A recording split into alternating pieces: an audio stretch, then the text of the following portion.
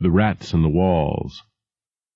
On July 16, 1923, I moved into Exham Priory after the last workman had finished his labors.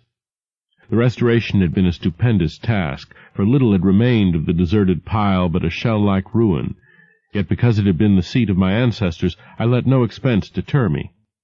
The place had not been inhabited since the reign of James I, when a tragedy of intensely hideous, though largely unexplained nature had struck down the master, 5 of his children, and several servants, and driven forth under a cloud of suspicion and terror the 3rd son, my lineal progenitor, and the only survivor of the abhorred line.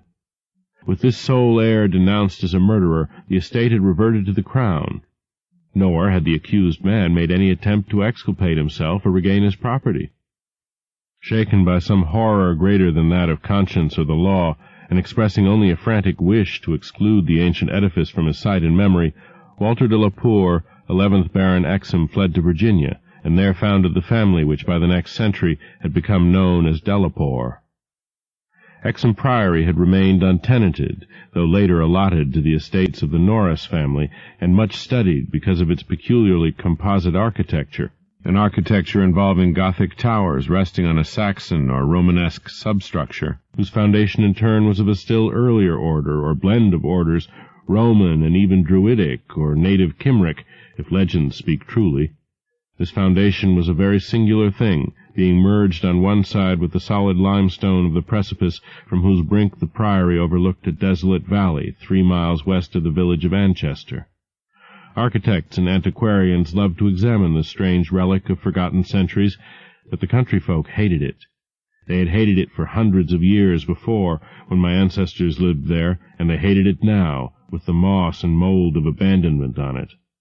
I had not been a day in Anchester before I knew I came of an accursed house. And this week workmen have blown up Exham Priory and are busy obliterating the traces of its foundations. The bare statistics of my ancestry I had always known, together with the fact that my first American forebear had come to the colonies under a strange cloud. Of details, however, I had been kept wholly ignorant through the policy of reticence always maintained by the Delapoers.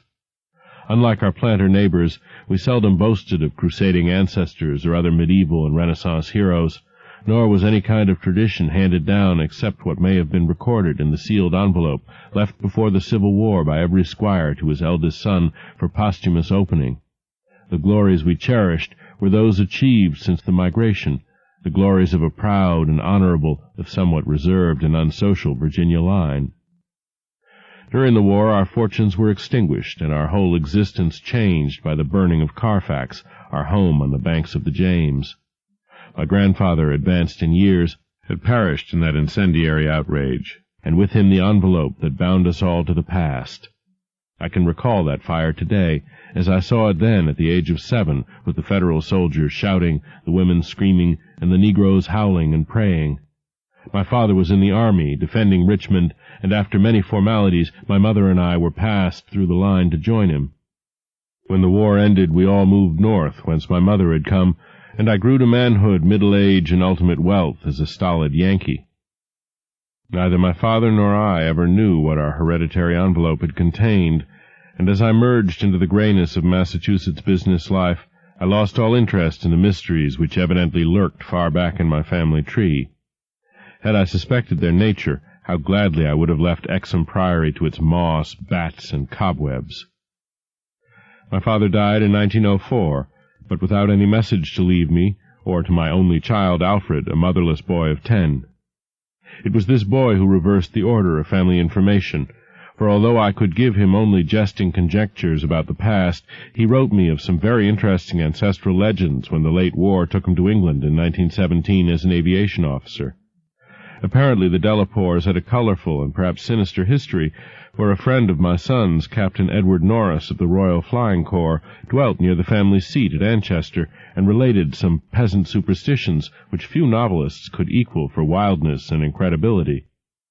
Norris himself, of course, did not take them seriously, but they amused my son and made good material for his letters to me.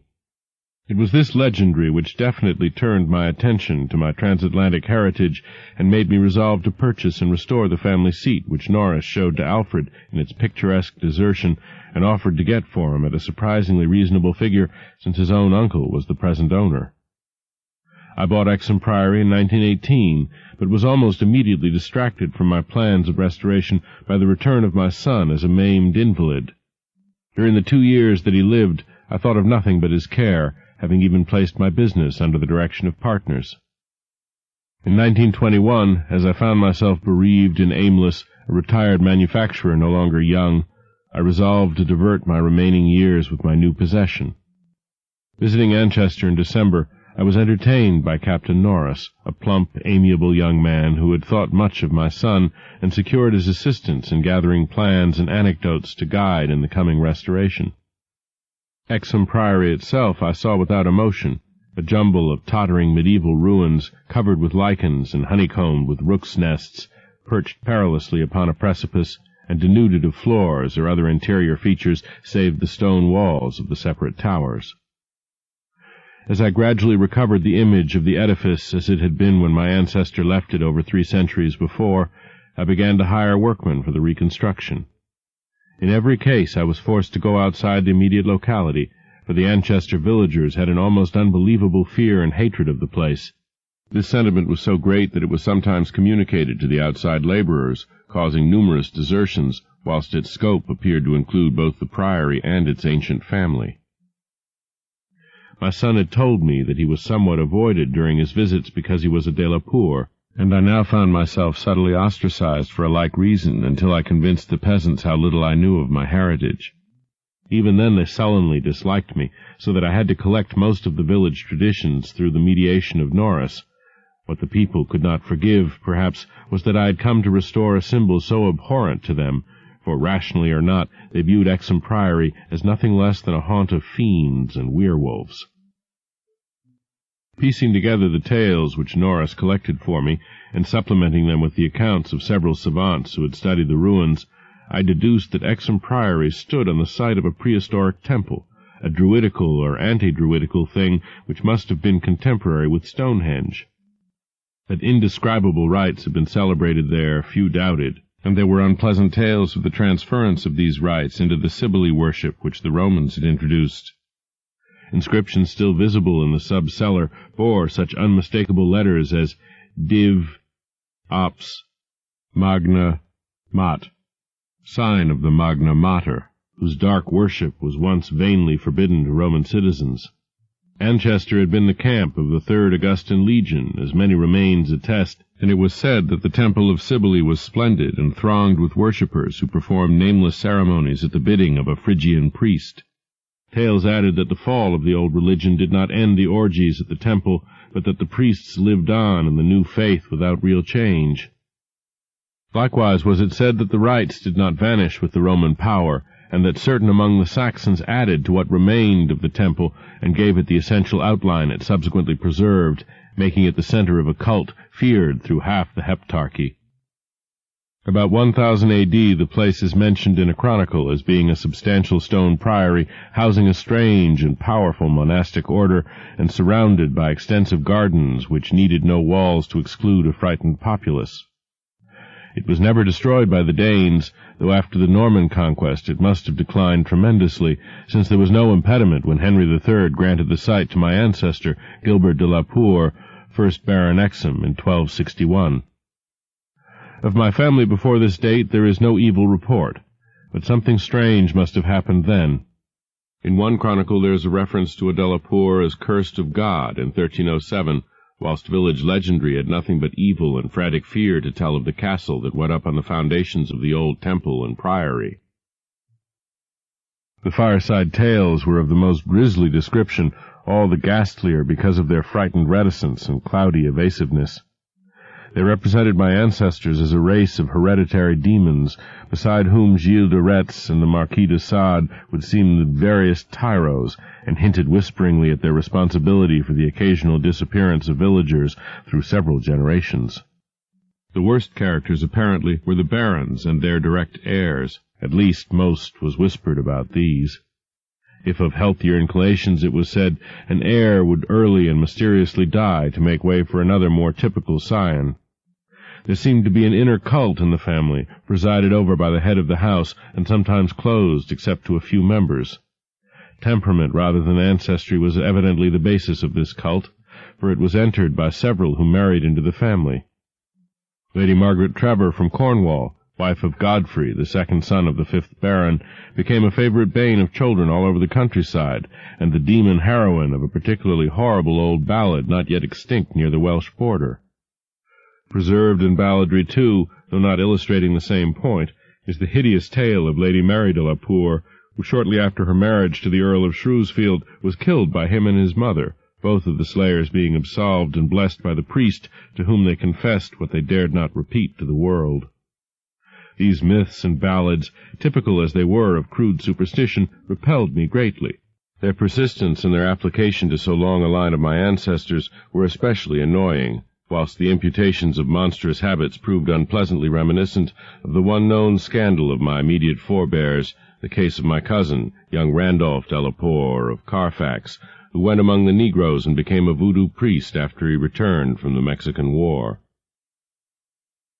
I was much less disturbed by the vaguer tales of wails and howlings in the barren, wind-swept valley beneath the limestone cliff, of the graveyard stenches after the spring rains, of the floundering, squealing white thing on which Sir John Clave's horse had trod one night in a lonely field, and of the servant who had gone mad at what he saw in the priory in the full light of day. These things were hackneyed spectral lore, and I was at that time a pronounced skeptic. The accounts of vanished peasants were less to be dismissed, though not especially significant in view of medieval custom.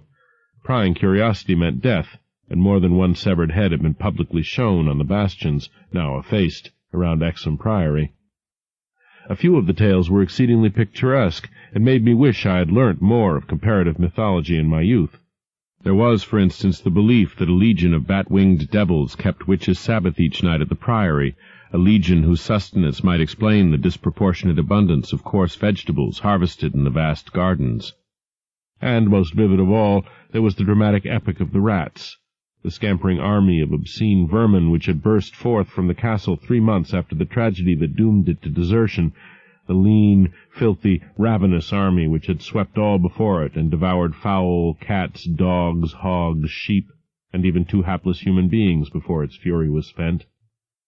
Around that unforgettable rodent army a whole separate cycle of myths revolves, for it scattered among the village homes and brought curses and horrors in its train.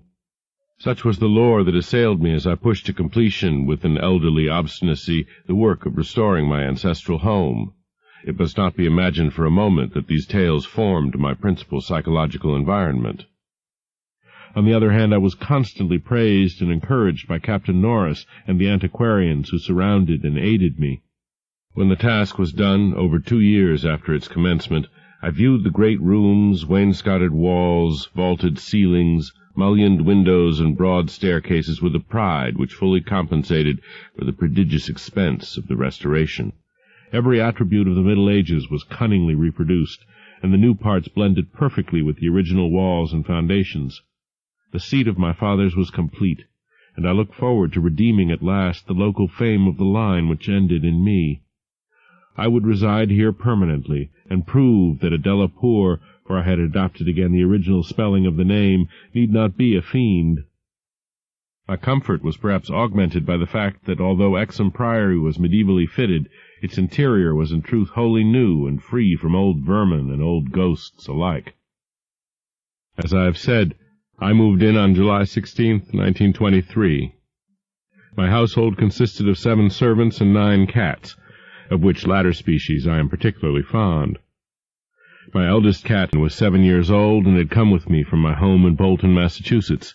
The others I had accumulated whilst living with Captain Norris's family during the restoration of the Priory. For 5 days our routine proceeded with the utmost placidity, my time being spent mostly in the codification of old family data.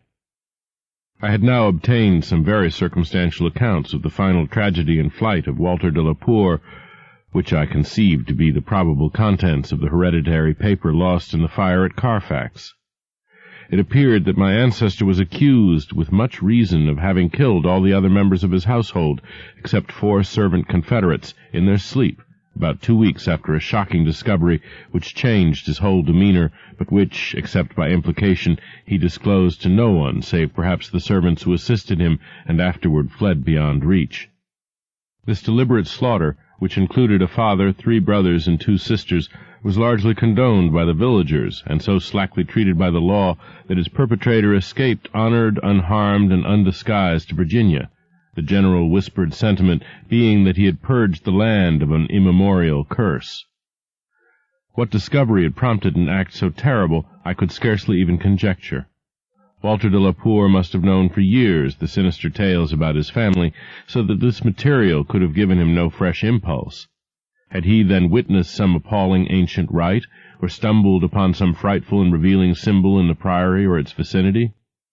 He was reputed to have been a shy, gentle youth in England. In Virginia he seemed not so much hard or bitter as harassed and apprehensive. He was spoken of in the diary of another gentleman adventurer, Francis Harley of Bellevue, as a man of unexampled justice, honor, and delicacy. On July 22nd occurred the first incident which, though lightly dismissed at the time, takes on a preternatural significance in relation to later events. It was so simple as to be almost negligible, and could not possibly have been noticed under the circumstances, for it must be recalled that since I was in a building practically fresh and new except for the walls, and surrounded by a well-balanced staff of servitors, apprehension would have been absurd despite the locality. What I afterward remembered is merely this, that my old black cat, whose moods I know so well, was undoubtedly alert and anxious to an extent wholly out of keeping with his natural character. He roved from room to room, restless and disturbed, and sniffed constantly about the walls which formed part of the old Gothic structure. I realize how trite this sounds, like the inevitable dog in the ghost story, which always growls before his master sees the sheeted figure, yet I cannot consistently suppress it. The following day a servant complained of restlessness among all the cats in the house. He came to me in my study, a lofty west room on the 2nd story, with groined arches, black oak paneling, and a triple Gothic window overlooking the limestone cliff and desolate valley, and even as he spoke I saw the jetty form of the cat creeping along the west wall and scratching at the new panels which overlaid the ancient stone. I told the man that there must be some singular odor or emanation from the old stonework, imperceptible to human senses, but affecting the delicate organs of cats, even through the new woodwork. This I truly believed, and when the fellow suggested the presence of mice or rats, I mentioned that there had been no rats there for 300 years, and that even the field mice of the surrounding country could hardly be found in these high walls, where they had never been known to stray. That afternoon I called on Captain Norris, and he assured me that it would be quite incredible for field mice to infest the priory in such a sudden and unprecedented fashion. That night, dispensing as usual with the valet, I retired in the west tower chamber which I had chosen as my own, reached from the study by a stone staircase and short gallery, the former partly ancient, the latter entirely restored. This room was circular, very high and without wainscoting. Being hung with arras which I had myself chosen in London, I shut the heavy Gothic door and retired by the light of the electric bulbs which so cleverly counterfeited candles, finally switching off the light and sinking on the carved and canopied four-poster, with the venerable cat in his accustomed place across my feet. I did not draw the curtains, but gazed out at the narrow north window which I faced. There was a suspicion of aurora in the sky, and the delicate traceries of the window were pleasantly silhouetted. At some time I must have fallen quietly asleep, for I recall a distinct sense of leaving strange dreams when the cat started violently from his placid position. I saw him in the faint auroral glow, head strained forward, 4 feet on my ankles and hind feet stretched behind. He was looking intensely at a point on the wall somewhat west of the window, a point which to my eye had nothing to mark it, but toward which all my attention was now directed. And as I watched, I knew that the cat was not vainly excited. Whether the arras actually moved I cannot say. I think it did, very slightly. But what I can swear to is that behind it I heard a low, distinct scurrying as of rats or mice. In a moment the cat had jumped bodily on the screening tapestry, bringing the affected section to the floor with his weight and exposing a damp, ancient wall of stone. patched here and there by the restorers, and devoid of any trace of rodent prowlers. A cat raced up and down the floor by this part of the wall, clawing the fallen arras, and seemingly trying at times to insert a paw between the wall and the oaken floor. He found nothing, and after a time returned wearily to his place across my feet. I had not moved, but I did not sleep again that night. In the morning I questioned all the servants, and found that none of them had noticed anything unusual, save that the cook remembered the actions of a cat which had rested on her window-sill. This cat had howled at some unknown hour of the night, awaking the cook in time for her to see him dart purposefully out of the open door down the stairs. I drowsed away the noontime, and in the afternoon called again on Captain Norris, who became exceedingly interested in what I told him. The odd incidents, so slight yet so curious, appealed to his sense of the picturesque, and elicited from him a number of reminiscences of local ghostly lore. We were genuinely perplexed at the presence of rats, and Norris lent me some traps and Paris green, which I had the servants place in strategic localities when I returned. I retired early, being very sleepy, but was harassed by dreams of the most horrible sort. I seemed to be looking down from an immense height upon a twilit grotto, knee-deep with filth, where a white-bearded demon swineherd drove about with his staff a flock of fungus, flabby beasts, whose appearance filled me with unutterable loathing. Then, as the swineherd paused and nodded over his task, a mighty swarm of rats rained down on the stinking abyss and fell to devouring beasts and man alike. From this terrific vision I was abruptly awakened by the motions of the cat, who had been sleeping as usual across my feet. This time I did not have to question the source of his snarls and hisses, and of the fear which made him sink his claws into my ankle, unconscious of their effect. For on every side of the chamber the walls were alive with nauseous sound, the verminous slithering of ravenous, gigantic rats. There was now no aurora to show the state of the arras, the fallen section of which had been replaced, but I was not too frightened to switch on the light. As the bulbs leapt into radiance, I saw a hideous shaking all over the tapestry, causing the somewhat peculiar designs to execute a singular dance of death. This motion disappeared almost at once, and the sound with it. Springing out of bed, I poked at the arras with the long handle of a warming pan that rested near, and lifted one section to see what lay beneath. There was nothing but the patched stone wall, and even the cat had lost his tense realization of abnormal presences. When I examined the circular trap that had been placed in the room, I found all of the openings sprung, though no trace remained of what had been caught and had escaped. Further sleep was out of the question, so lighting a candle I opened the door and went out in the gallery toward the stairs to my study, the cat following at my heels. Before we had reached the stone steps, however, the cat darted ahead of me and vanished down the ancient flight. As I descended the stairs myself, I became suddenly aware of sounds in the great room below, sounds of a nature which could not be mistaken. The oak-paneled walls were alive with rats, scampering and milling, whilst the cat was racing about with the fury of a baffled hunter. Reaching the bottom, I switched on the light, which did not this time cause the noise to subside.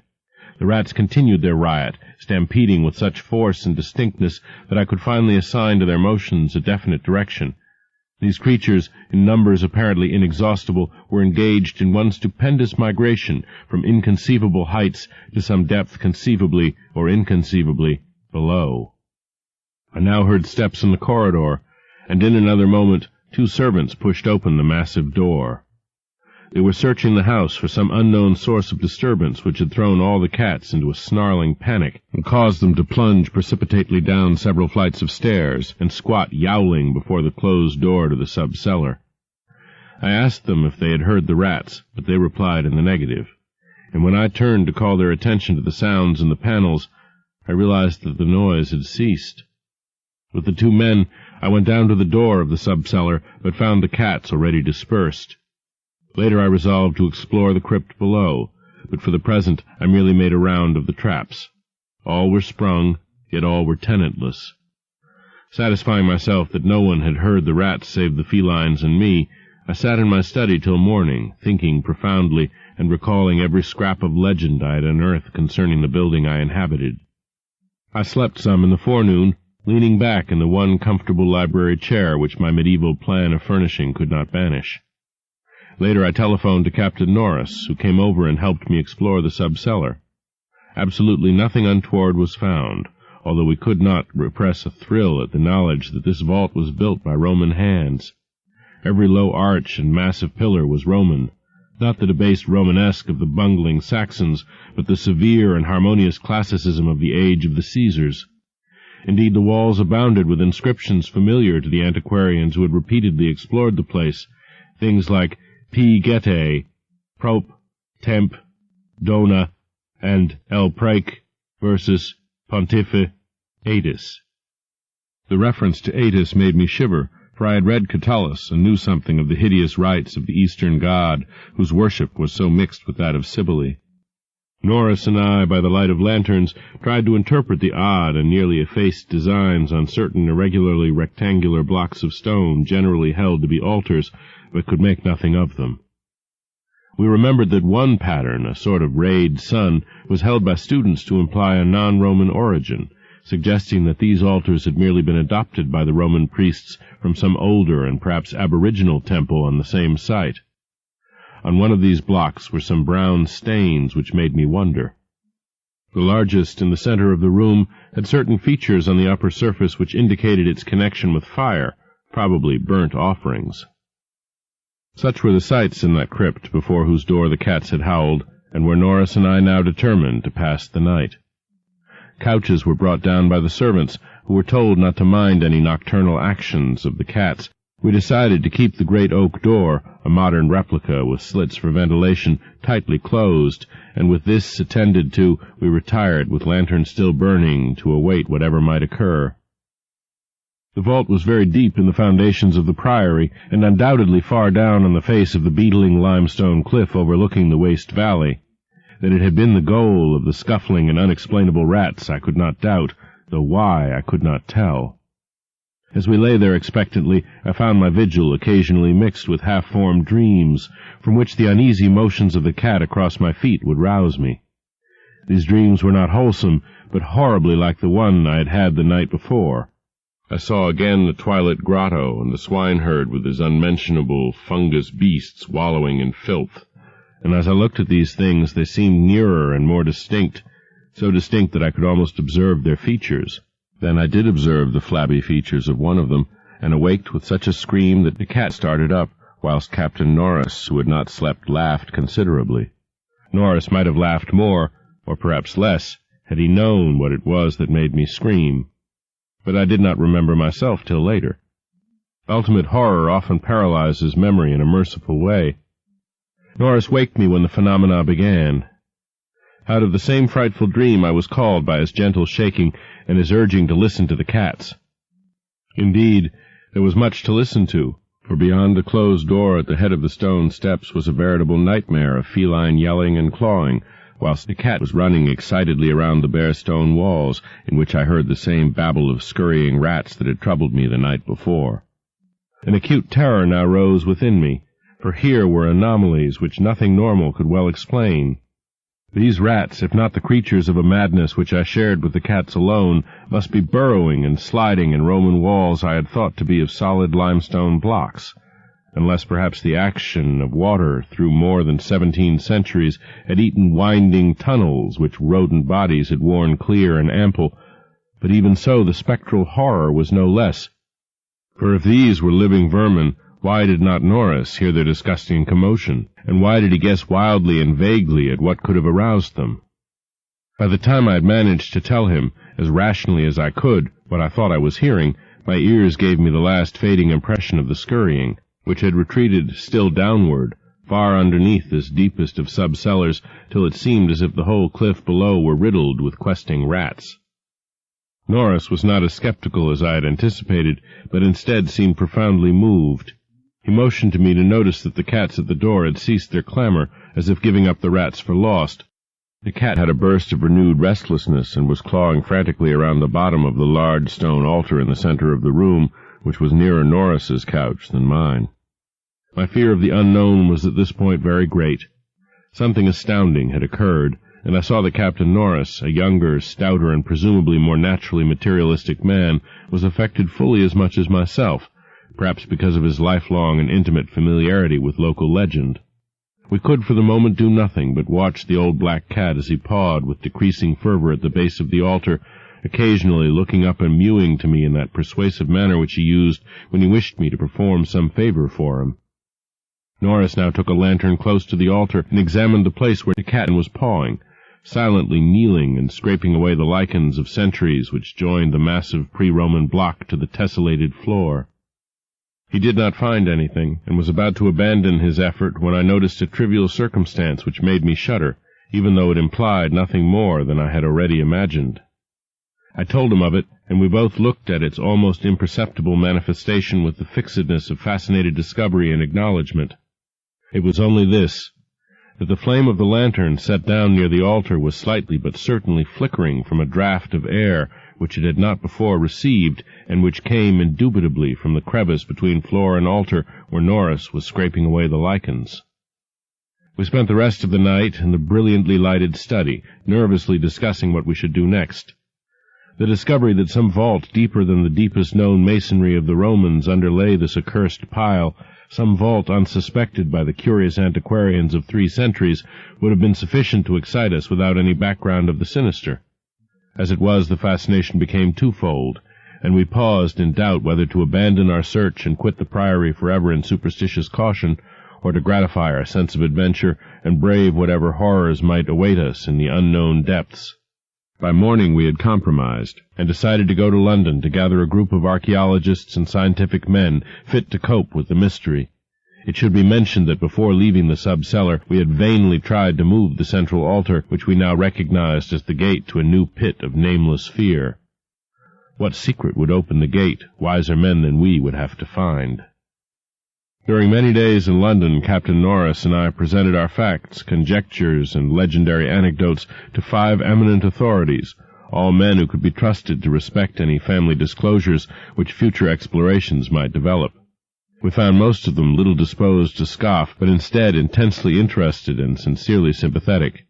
It is hardly necessary to name them all, but I may say that they included Sir William Brinton, whose excavations in the Troad excited most of the world in their day. As we all took the train for Anchester, I felt myself poised on the brink of frightful revelations, a sensation symbolized by the air of mourning among the many Americans at the unexpected death of the President on the other side of the world. On the evening of August 7th, we reached Exham Priory, where the servants assured me that nothing unusual had occurred. The cats had been perfectly placid, and not a trap in the house had been sprung. We were to begin exploring on the following day, awaiting which I assigned well-appointed rooms to all my guests. I myself retired in my own tower chamber. Sleep came quickly, but hideous dreams assailed me. There was a vision of a Roman feast like that of Trimalchio, with a horror in a covered platter. Then came that damnable recurrent thing about the swineherd and his filthy drove in the twilit grotto. Yet when I awoke it was full daylight, with normal sounds in the house below.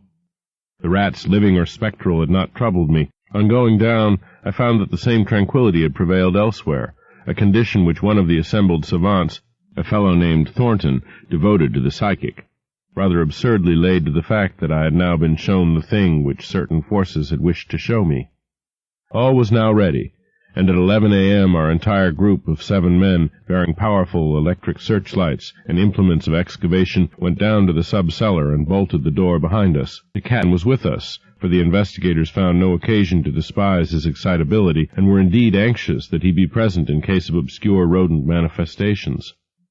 We noted the Roman inscriptions and unknown altar designs only briefly, for 3 of the savants had already seen them, and all knew their characteristics. Prime attention was paid to the momentous central altar, and within an hour Sir William Brinton had caused it to tilt backward, balanced by some unknown species of counterweight.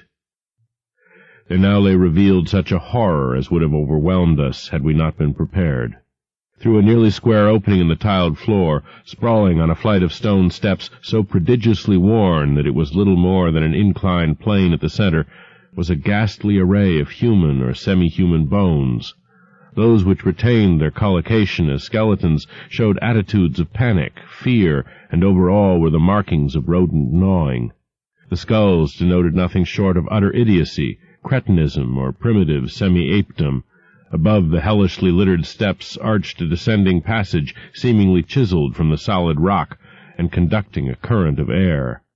This current was not a sudden and noxious rush as from a closed vault, but a cool breeze with something of freshness in it. We did not pause long, but shiveringly began to clear a passage down the steps. It was then that Sir William, examining the hewn walls, made the odd observation that the passage, according to the direction of the strokes, must have been chiseled from beneath. I must be very deliberate now, and choose my words. After ploughing down a few steps amidst the gnawed bones, we saw that there was light ahead. Not any mystic phosphorescence, but a filtered daylight, which could not come except from unknown fissures in the cliff that overlooked the waste valley.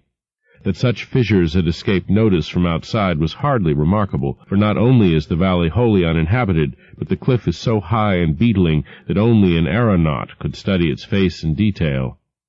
A few steps more, and our breaths were literally snatched from us by what we saw. So literally that Thornton, the psychic investigator, actually fainted in the arms of the dazed man who stood behind him. Norris, his plump face utterly white and flabby, simply cried out inarticulately, whilst I think that what I did was to gasp or hiss and cover my eyes. The man behind me, the only one of the party older than I, croaked the hackneyed, "My God," in the most cracked voice I ever heard. Of 7 cultivated men, only Sir William Brinton retained his composure, a thing more to his credit because he led the party and must have seen the sight first. It was a twilit grotto of enormous height, stretching away farther than any eye could see, a subterraneous world of limitless mystery and horrible suggestion.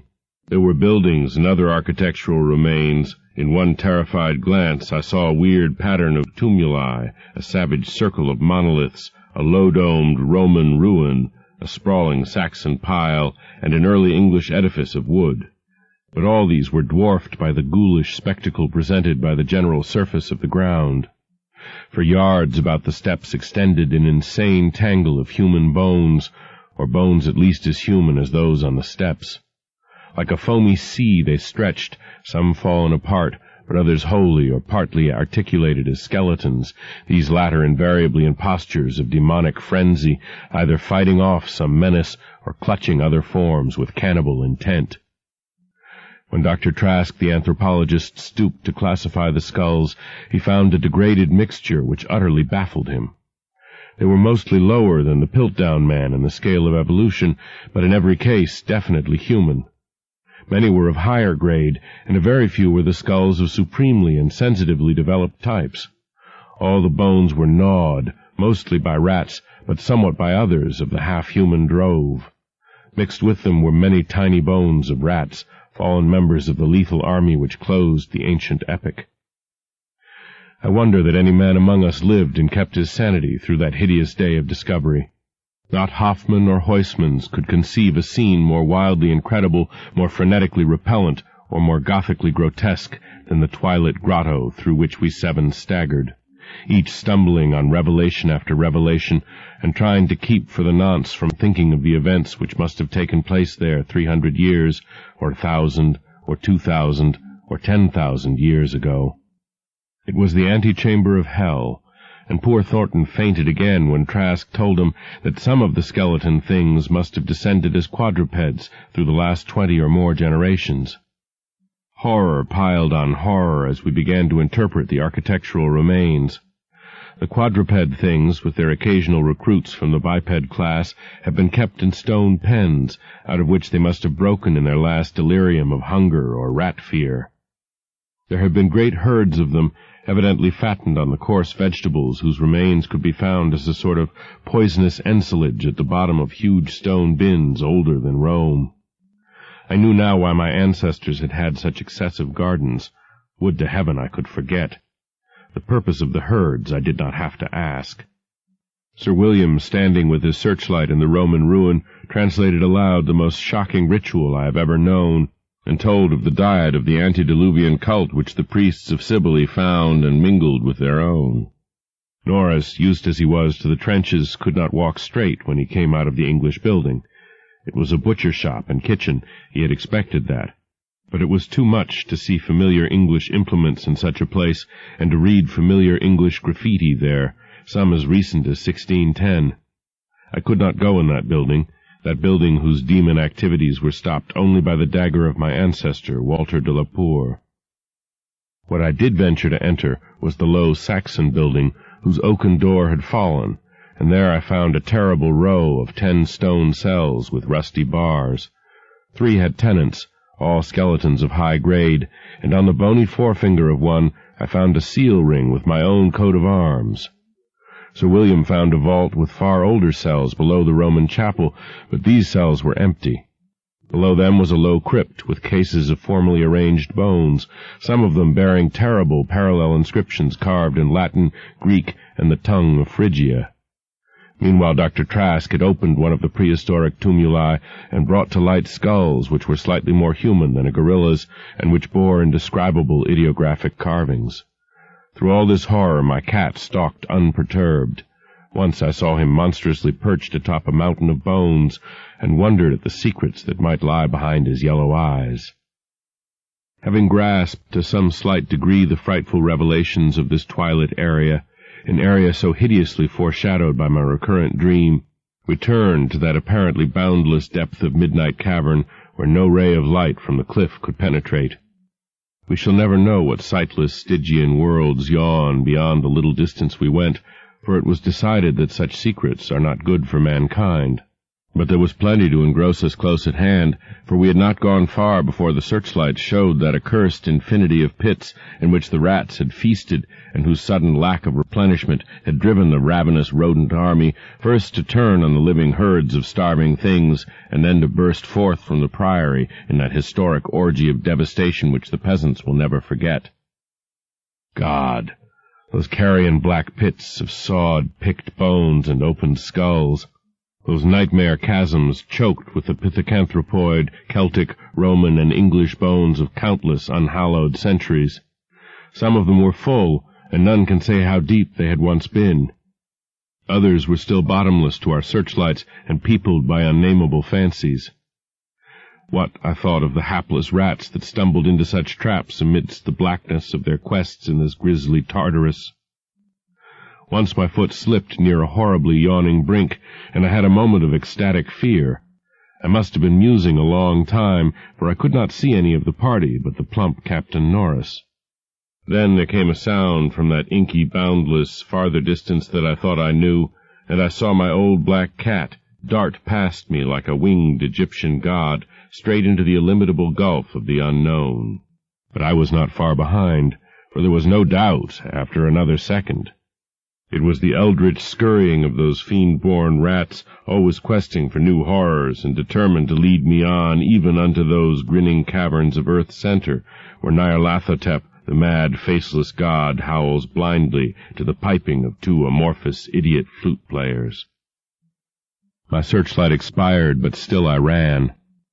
I heard voices and yowls and echoes, but above all there gently rose that impious, insidious scurrying, gently rising as a stiff, bloated corpse gently rises above an oily river that flows under endless onyx bridges to a black, putrid sea. Something bumped into me, something soft and plump. It must have been the rats, the viscous, gelatinous, ravenous army that feast on the dead and the living. Why shouldn't rats eat a de la Poer as a de la Poer eats forbidden things? The war ate my boy, damn them all. And the Yanks ate Carfax with flames, and burnt Grandsire de la Poer, and the secret. No, I tell you, I am not that demon swineherd in the Twilit Grotto. It was not Edward Norris's fat face on that flabby fungus thing. Who says I am a de la Poer? He lived, but my boy died. Shall a Norris hold the lands of a de la Poer? It's voodoo, I tell you, that spotted snake. Curse you, Thornton, I'll teach you to faint at what my family do.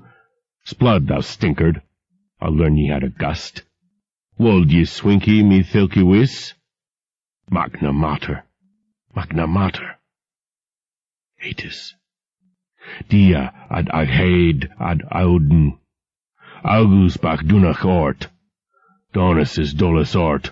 Agus leitza. Ongu. Rue. That is what they say I said when they found me in the blackness after 3 hours. found me crouching in the blackness over the plump, half-eaten body of Captain Norris, with my own cat leaping and tearing at my throat. Now they have blown up Exham Priory, and shut me into this barred room at Hanwell with fearful whispers about my heredity and experiences. Thornton is in the next room, but they prevent me from talking to him.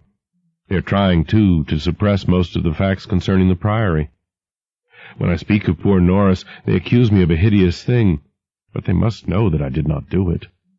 They must know it was the rats, the slithering, scurrying rats whose scampering will never let me sleep, the demon rats that race behind the padding in this room and beckon me down to greater horrors than I have ever known, the rats they can never hear, the rats in the walls.